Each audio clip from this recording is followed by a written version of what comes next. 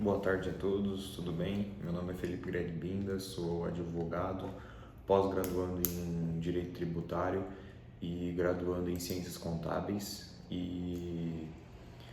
No vídeo de hoje eu vou trazer uma explicação simplificada e direta ao ponto dos regimes tributários adotados no Brasil pelas legislações e que atualmente estão em alta com a reforma tributária, tá bom? A gente tem como objetivo nesse vídeo promover o entendimento desses regimes tributários para que a gente consiga trazer uma diferenciação e identificar qual é mais vantajoso para você empresário e dono de empresa. Bom, como primeira opção, a legislação brasileira ela traz o Simples Nacional, que pelo próprio nome a gente já traz uma noção de que ele tende a ser algo simplificado e criado para pequenas empresas, pequenas e microempresas. O Simples Nacional ele tem algumas limitações, como por exemplo o faturamento anual de até 4,8 milhões de reais, que é fundamentado na Lei Complementar 123 de 2006. A gente tem a famigerada conhecida DAS, né, que seria o documento de arrecadação do Simples Nacional, que é a guia que agrupa todos esses impostos a serem recolhidos em uma só guia, por isso ele traz a simplicidade.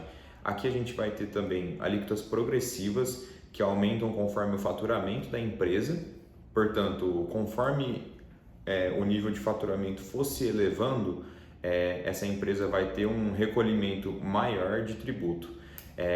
A gente verifica também uma menores obrigações acessórias, né?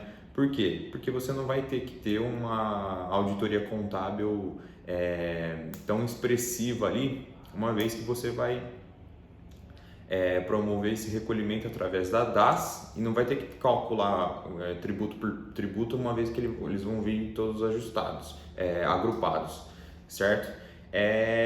Algumas das desvantagens do Simples Nacional é o limite do teto de faturamento de 4,8 milhões ao ano e que nem todas as atividades podem optar pelo Simples Nacional. Então a gente tem algumas limitações a determinadas atividades que são determinadas por lei. Então o faturamento acima do limite é uma das limitações, bem como não ter um sócio com participação em outra empresa. Portanto, uma empresa que que utiliza do regime do Simples Nacional, do regime tributário do Simples Nacional, ela não vai poder ter na sua constituição societária um sócio com participação em outra empresa. Ele vai ter que ser sócio único exclusivamente daquela determinada empresa e não vai ter poder, portanto, ter um sócio pessoa jurídica, o que traz uma limitação. Outra desvantagem do Simples Nacional é que ele não permite a dedução de despesas, portanto, o seu faturamento total vai ser utilizado para fazer a conta do recolhimento do imposto. Portanto, a gente entende que para pequenas empresas com uma margem de lucro elevada e poucas despesas dedutíveis, esse regime tributário vai ser interessante. O Simples Nacional é o mais utilizado no Brasil hoje em dia e ele vai poder passar por algumas mudanças com a reforma tributária. Hoje em dia o Simples Nacional não pode ser tomador de crédito, mas com a reforma tributária você vai poder passar a calcular o IBS e o CBS em apartado, fazer essa escolha e aí poder tomar crédito de empresas, o que vai poder trazer um diferencial. Entretanto, isso vai ter que ser uma escolha muito acertada e analisada pelos empresários que optam pelo Simples Nacional, porque pode ser que você tenha prejuízo com essa escolha. Tá. Passando adiante para o regime do lucro presumido, como o próprio nome já diz, a gente vai calcular conforme o lucro que você vai se presumir. Esse cálculo ele é baseado em algumas tabelas apresentadas pela Receita Federal, onde ela delimita essa taxa de atualização com base no faturamento da empresa, na sua receita bruta. Aqui a gente também não tem as deduções de despesas, tá? E essa porcentagem de recolhimento do imposto vai variar com base na atividade da empresa. Atualmente, por exemplo, para empresas do comércio, a gente tem uma taxa de 8% de imposto. Já para serviço, a gente tem uma taxa de 32%. E essa taxa vai variar com base na atividade da empresa. Perfeito? As vantagens que a gente consegue apontar, algumas das, né, é que ele é menos complexo que o lucro real, que a gente vai falar em sequência. Ele tem uma base de cálculo pré-definida, o que facilita o planejamento tributário, e a gente entende que quando o lucro for maior, o lucro real for maior que o lucro que se presume para a empresa, a gente vai ter uma economia de imposto, e por isso a gente entende que é interessante para essas determinadas empresas que se enquadram nessas características. Tá. Agora a gente tem que falar das desvantagens. As desvantagens do lucro presumido são a não dedução das despesas, então ele tem um pouco de similaridade nesse aspecto com o Simples Nacional, e um pouco de desvantagem com o lucro real. Entretanto, mesmo a gente entendendo que o lucro real é muito mais complexo, e se caso o lucro presumido for menor, se o lucro real, for menor que o lucro presumido, essa empresa vai pagar mais imposto do que ela realmente deveria, então ela deveria estar no lucro real. Beleza. Passando pelo nosso próprio quesito, para quem que a gente indica que esteja no lucro presumido? A gente indica para empresas que não passem do faturamento anual de 78 milhões, que é o limite do lucro presumido, que tenham margem de lucros elevadas e poucas despesas dedutíveis, porque se ela não tiver, se ela tiver muitas despesas dedutíveis, vai ser interessante ela participar do lucro real. Ou então empresas que não se enquadrem no Simples Nacional. Perfeito. Adiante, a gente tem o lucro real, que é o mais complexo dos regimes tributários. O lucro real ele é calculado com base no lucro real, ganho pela empresa. Ou seja, a gente vai ter que ter uma contabilidade afiada ali juntamente com a empresa para que ela possa trazer necessariamente quanto a empresa está tendo de lucro nos seus períodos.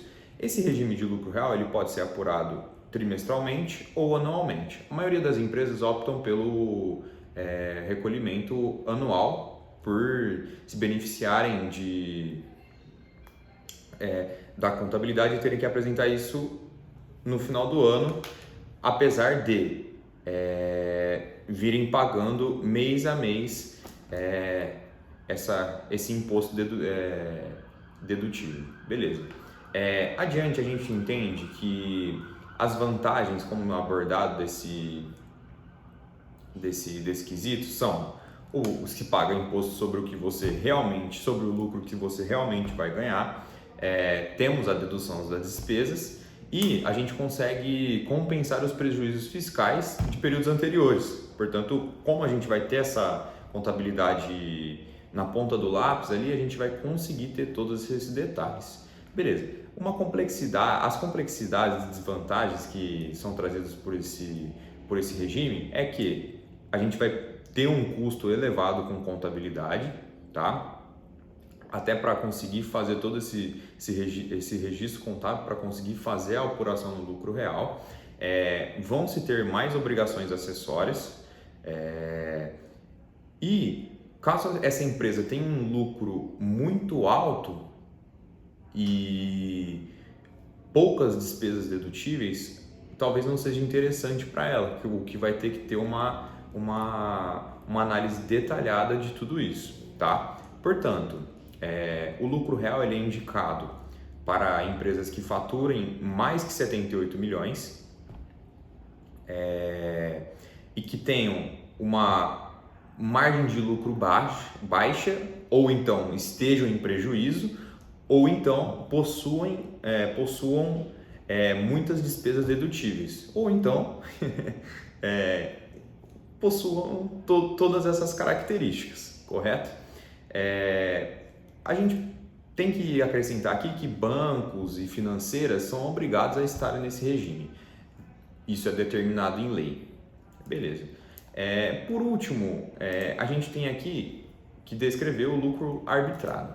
O lucro arbitrado, em sua grande maioria, ele é utilizado pelo fisco quando se tem falta de escrituração contábil, fraude, ou então quando a empresa deixa de cumprir suas obrigações acessórias.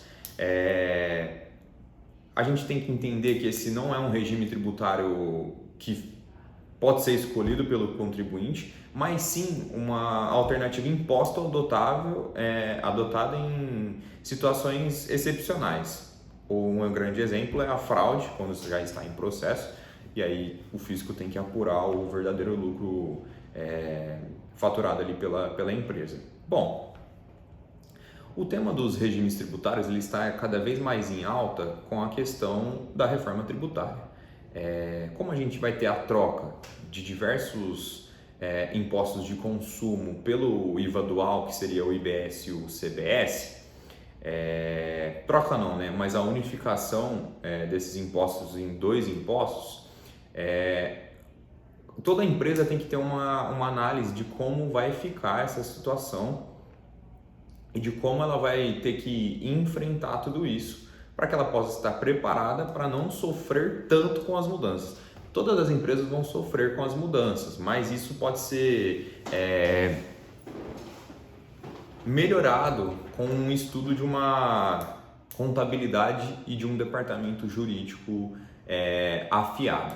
Bom, acredito que eu cumpri com o objetivo do vídeo, que é trazer os regimes tributários, que são coisas muito complexas, de forma simplificada, para talvez solucionar a dúvida de pessoas que não precisam ir mais profundo ao tema e trazer essa curiosidade. Eu estou aberto a dúvidas, caso vocês queiram deixar um comentário ou algo do tipo. Acredito que a dúvida e as perguntas são a melhor forma da gente estudar e da gente estar preparado por esse carnaval tributário que nos espera no Brasil. Muito obrigado a todos, espero que gostem do vídeo, curtem, comentem, se inscrevam no canal e compartilhem com os demais colegas. Muito obrigado a todos, bom dia, fiquem com Deus.